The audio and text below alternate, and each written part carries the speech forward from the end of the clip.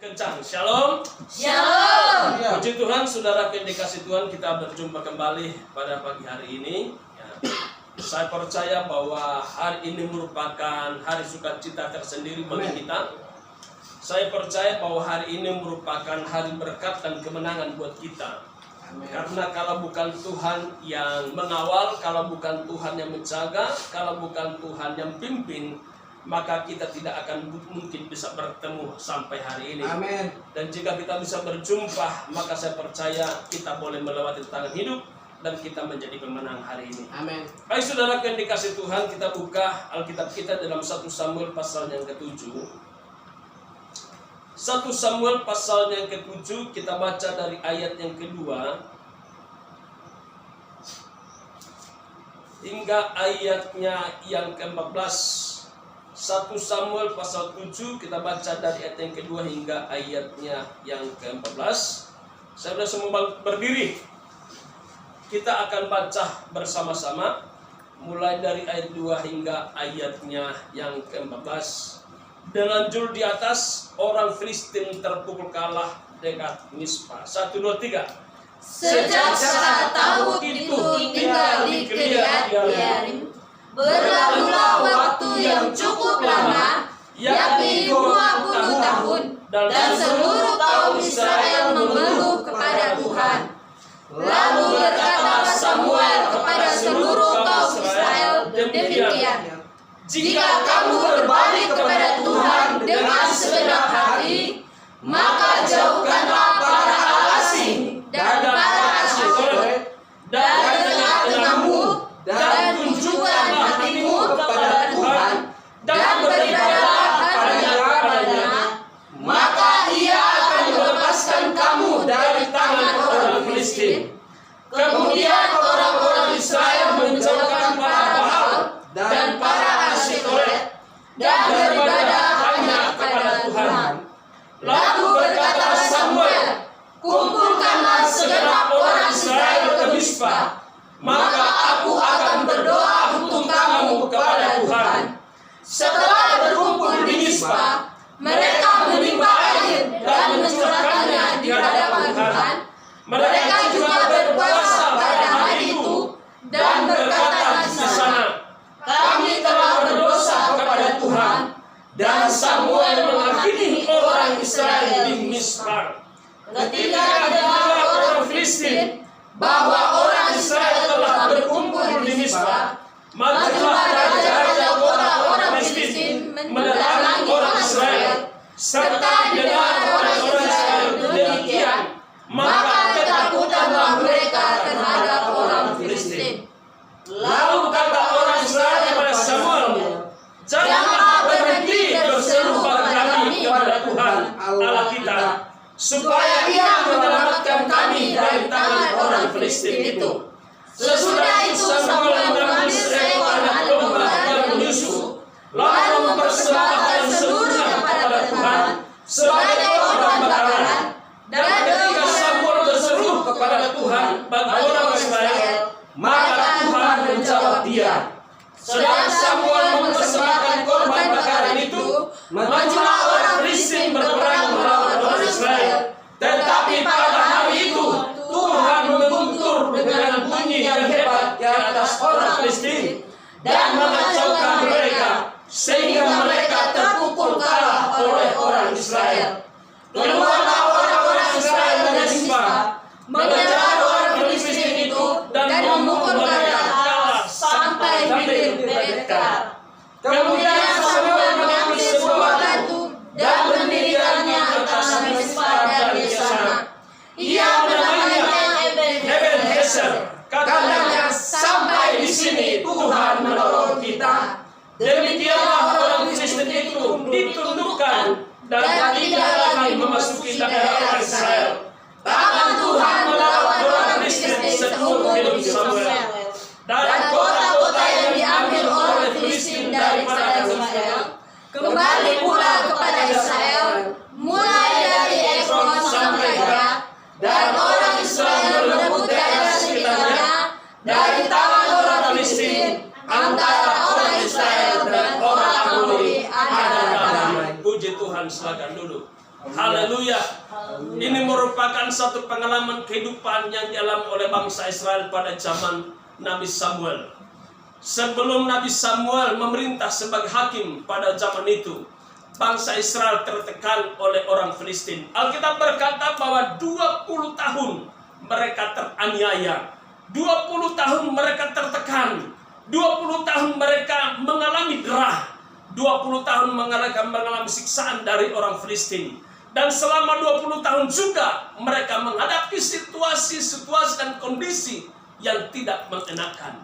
Nah, ketika pada zamannya Samuel, Alkitab berkata di sanalah Samuel berperkara dengan bangsa Israel, berhakim dengan bangsa Israel di Mizpah.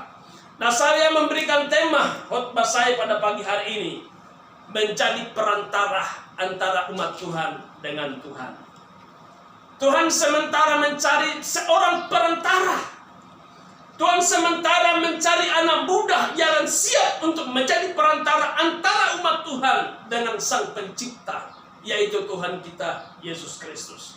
Nah, oleh karena itu ketika Tuhan sementara mencari, bisakah Tuhan menemukan seorang seperti Samuel? Bisakah Tuhan menemukan seorang pemuda yang sungguh-sungguh mengimbahkan seluruh hidupnya untuk Tuhan? Bisakah Tuhan menemukan seorang pemuda yang takut akan Tuhan? Bisakah Tuhan menemukan seorang pemuda yang siap untuk menjadi perantara antara Tuhan dengan umatnya? Menjadi pertanyaan yang sangat besar bagi seluruh gereja Tuhan di akhir zaman ini. Menjadi sebuah pertanyaan paling besar bagi gereja Tuhan, bagi anak Tuhan, bagi umat Tuhan di akhir zaman ini. Apakah Tuhan masih menemukan seperti pemuda seperti Samuel yang siap menyerahkan seluruh hidupnya untuk menjadi perantara antara umat Tuhan dengan Tuhan? Nah, oleh karena itu menjadi pertanyaan yang sama yang saya lemparkan kepada kita sebagai gereja Tuhan di akhir zaman.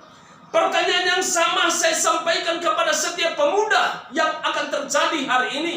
Pemuda-pemuda di akhir zaman, khususnya gereja Pantekosta di Indonesia. Adakah yang rindu? Adakah yang siap untuk menjadi perantara antara umat Tuhan dengan Tuhan? Amin. Nah, sulit untuk menemukan seorang pemuda seperti Samuel, walaupun dia adalah orang yang sudah dihasilkan oleh orang tuanya, tetapi dia memiliki hati yang betul-betul terbeban kepada umat Tuhan. Dia memiliki hati yang terbeban untuk pekerjaan Tuhan, sehingga pada zamannya Samuel, dia boleh menjadi perantara yang betul-betul berkomunikasi dengan Tuhan. Dan kemenangan lepas kemenangan terjadi bagi bangsa Israel. Pertempuran demi pertempuran akan diraih oleh bangsa Israel. Mereka bisa menaklukkan musuh, mengalahkan musuh, bahkan membuat musuh menjadi budak mereka selama mereka hidup bersama-sama dengan Samuel pada waktu itu. Nah, oleh karena itu, hari ini kita akan belajar. Alkitab menceritakan kepada kita, ini sebuah pengalaman kehidupan, bahwa agar supaya kita anak-anak Tuhan hidup di akhir zaman ini, kita harus lagi melibatkan hidup ini untuk kemuliaan hormat Tuhan saja. Jadi kita melibatkan hidup ini untuk kemuliaan Tuhan. Kita melibatkan hidup ini untuk pekerjaan Tuhan. Kita melibatkan hidup ini untuk mengabdi kepada Tuhan. Sebab jangan menunggu siapa yang akan datang untuk menjadi perantara, tetapi kita harus menyiapkan diri dan berkata kepada Tuhan, Tuhan, saya siap menjadi perantara antara gereja Tuhan dengan Tuhan. Saya siap menjadi perantara antara umat Tuhan yang satu dengan yang lain. Saya siap menjadi perantara antara gereja yang satu dengan gereja yang lain, agar supaya dari gereja yang satu saya bawa untuk lebih taat dan setia kepada Tuhan. Dan saya harus menjadi sebuah anak muda, menjadi gereja Tuhan yang kuat dan kokoh untuk tetap mengiring Tuhan. Amin. Menjadi anak muda yang kuat dan kokoh untuk mengiring Tuhan. Oleh karena itu, ada satu hal yang saya mau bagikan hari ini buat kita. Apa yang dikatakan oleh Samuel di ayatnya yang ke-12. Kemudian Samuel mengambil sebuah batu dan mendirikannya antara Mizpah dan Yesana. Ia menemainya Ebenezer, katanya, sampai di sini Tuhan menolong kita. Haleluya. Dia berkata kepada Tuhan, sampai di sini Tuhan menolong kita. Sampai di sini Tuhan menyelamatkan kita. Sampai di sini Tuhan memberkati kita. Sampai di sini Tuhan memulihkan keberadaan kita. Sampai di sini Tuhan menyembuhkan segala sakit kita. Sampai di sini Tuhan akan membuat semuanya padang gurun menjadi padang yang diberkati oleh Tuhan. Sampai di sini Tuhan menolong kita dari tidak ada menjadi ada. Sampai di sini Tuhan menolong kita dan membuka jalan dari jalan yang tertutup. Tuhan buka jalan untuk kita. Sehingga kita umat-umat Tuhan, sehingga kita di gereja Tuhan merasa dan menikmati bahwa sesungguhnya Allah Abraham, Allah Ishak dan Yakub bukan hanya saja Allah di masa yang lampau, tetapi Allah Abraham, Allah Ishak dan Yakub adalah Allah masa kini di mana kita hidup sampai hari ini. Amin. Nah, kalau kita tahu bahwa Allah kita sanggup untuk menolong, kalau kita tahu bahwa Allah kita adalah sanggup untuk membuka jalan, kalau kita tahu bahwa Allah kita sanggup untuk mengadakan yang tidak ada menjadi ada, maka kita tidak perlu kecewa dan takut dan tawar hati. Amin. Kita tidak perlu takut, kita tidak perlu kecewa, kita tidak perlu tawar hati. Sekalipun di sekeliling kita ada banyak orang yang mungkin ingin menyepelekan kita, ada banyak orang ingin menjatuhkan kita, tetapi kita tidak perlu takut, karena kita adalah generasi yang siap membawa gereja Tuhan lebih dekat kepada Tuhan. Kita adalah generasi yang membawa gereja Tuhan lebih lagi mengasihi Tuhan. Jadi Rasul Paulus berkata kepada Timotius, jangan sampai ada orang menganggap engkau rendah karena engkau muda, tetapi engkau harus memiliki perilaku sama seperti Kristus, supaya kemanapun engkau pergi, dimanapun engkau berada, engkau tetap menjadi teladan bagi semua orang. Amin. Jadi menjadi orang yang baik, ya, menjadi orang yang setia, menjadi orang yang taat kepada Tuhan, menjadi orang yang tulus untuk mengasihi Tuhan. Bukan tunggu waktu usia kita sudah lanjut, umur 70, 80, 90, baru menjadi teladan. Tidak. Untuk menjadi teladan, kita harus sudah mulai sejak dini. Entah usia kita baru 12 tahun, usia kita baru 20 tahun, entah usia kita baru mungkin 30 tahun, kita harus sudah siap menjadi teladan bagi banyak orang.